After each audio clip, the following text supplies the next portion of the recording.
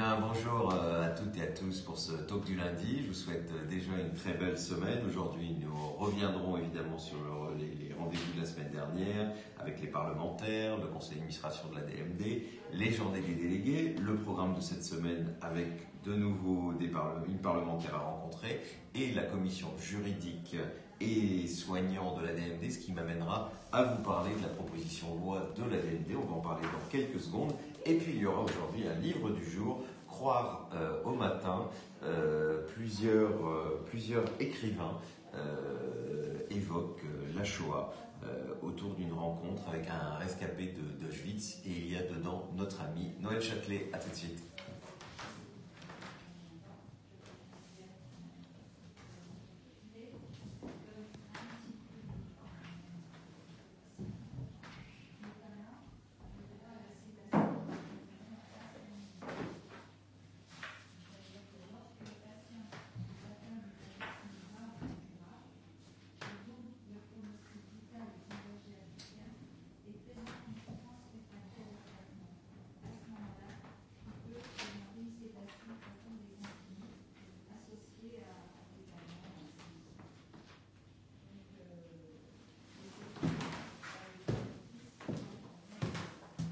J'espère que vous avez passé une bonne semaine et puis un beau week-end, que je sais que plusieurs d'entre vous sont malheureusement dans les intempéries et les inondations, donc une petite pensée si vous êtes dans cette situation. Et puis merci à Geoffroy de filmer comme chaque semaine ce talk du lundi. Alors la semaine dernière, j'ai rencontré une parlementaire particulièrement intéressante, une députée de l'Allier qui s'appelle Van Sonnebrock-Mialon, qui évidemment partage notre combat, une de plus, et qui a signé la PPL de Jean-Louis Touraine. La semaine dernière, c'était aussi l'occasion de passer 2 jours, à la fois avec le conseil d'administration et avec nos plus de 120 délégués de la DMD qui sont, comme vous le savez, sur tout le territoire. Alors le CA, évidemment, pour beaucoup parler de notre mobilisation cette année, avec notamment la révision des lois bioéthiques et le travail à faire auprès des parlementaires. Et bien sûr, avec les délégués, nous avons poursuivi à la fois des sessions de formation où un journaliste, notamment Philippe Godin de BFM, est venu un peu leur expliquer quelle stratégie nous devrions avoir en termes de communication cette année. Et puis je remercie particulièrement la députée Sophie Oconi qui est venue expliquer ce qui se passait actuellement au Parlement et évidemment cette joie que nous avons tous de voir sur tous les bancs de l'Assemblée nationale des parlementaires qui partagent notre combat. On aura bien d'autres occasions d'en parler et d'ailleurs très prochainement, puisque la DMD va organiser un dîner avec les parlementaires qui nous soutiennent. Alors cette semaine, je vais évidemment continuer à aller voir les parlementaires qui souhaitent me rencontrer en tant que président de la DMD. Cette semaine, ce sera la députée qui est aussi questeur,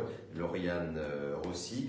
Et puis, un moment important en fin de semaine, puisque nous aurons à la fois la commission juridique de la DMD et la commission soignant qui réunit à la fois les médecins, les infirmières, enfin tous ceux qui travaillent dans le domaine du soin, pour évidemment voir quel rôle ils peuvent encore jouer plus activement dans notre association, mais aussi, et j'en viens donc à ce point important de ce talk du lundi, pour parler de la proposition de loi de la DMD. Vous savez, il y a quelques années, je vous avais proposé de travailler sur une proposition de loi que après nous soumettons aux parlementaires. Donc nous avions voté en 2011 cette proposition de loi à plus de 90% des votes. Elle avait été travaillée dans les délégations par celles et ceux d'entre vous qui le souhaitaient. Elle s'appelait, je vous rappelle, proposition de loi visant à légaliser l'euthanasie et le suicide assisté et à assurer un accès universel aux soins palliatifs. Lors de la campagne interne qui s'est déroulée l'été dernier pour la réélection de nos instances, dans laquelle vous m'avez fait l'honneur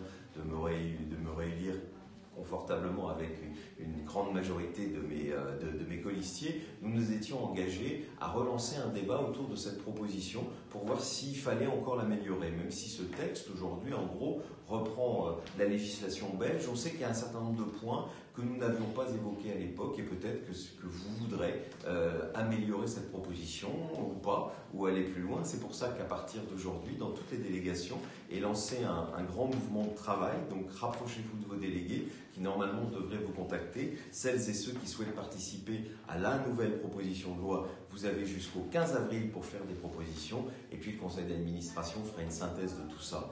Et lors du prochain vote, pour la prochaine Assemblée Générale qui aura lieu début octobre, et par correspondance comme d'habitude, vous pourrez voter pour ou contre la nouvelle ou les différentes propositions, s'il y avait des propositions qui s'opposaient les unes aux autres. C'est ça l'enjeu démocratique.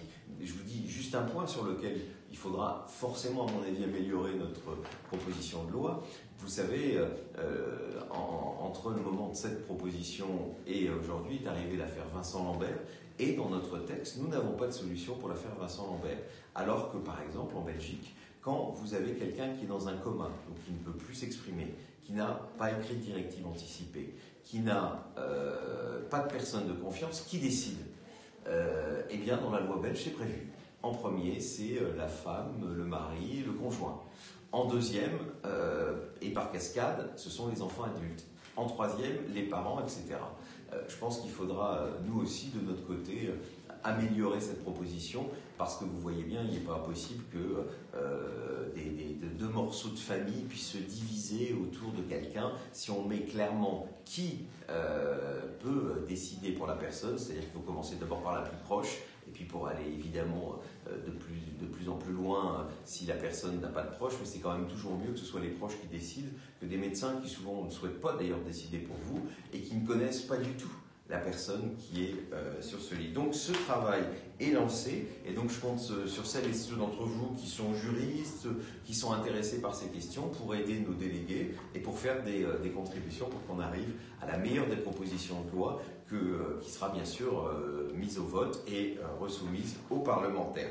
Et en plus ça tombera bien parce que comme vous le savez, logiquement il n'y aura pas vraiment de vote avant la fin de l'année sur un texte sur la fin de vie, puisque les lois bioéthiques vont se terminer, les débats au mois de juin normalement. En juillet, il y aura un texte du CCNE, et seulement après les parlementaires vont travailler sur la question. Voilà pour aujourd'hui. Alors je termine sur un livre qui m'a été envoyé par notre ami Noël Châtelet, qui, comme vous savez, est très engagé dans notre combat, qui a écrit un merveilleux livre sur la fin de vie de sa maman, La dernière leçon, qui a été transformée en un film. Et cette fois-ci, Noël Châtelet participe à une rencontre avec Charles Palan, qui est un rescapé de Auschwitz, qui s'appelle Croire au matin, et ils sont plusieurs écrivains à avoir participé à ce travail. Elisabeth Bramy, bien sûr Noël, Alexandre Jardin, Mazarine Pinjot et Alice Zéniter. Donc, comme je vous le dis, dans une réflexion avec un rescapé des camps de la mort. Donc ça s'appelle Croire au matin. En plus, le livre est très beau. C'est chez Calman Lévy et je ne peux que vous le conseiller. Voilà, je vous souhaite à toutes et à tous une bonne semaine. Merci encore à Geoffroy. N'oubliez pas de participer à ce grand débat qu'il va y avoir autour de la proposition de loi. Puis on se retrouve lundi prochain. D'ici là, passez une bonne semaine.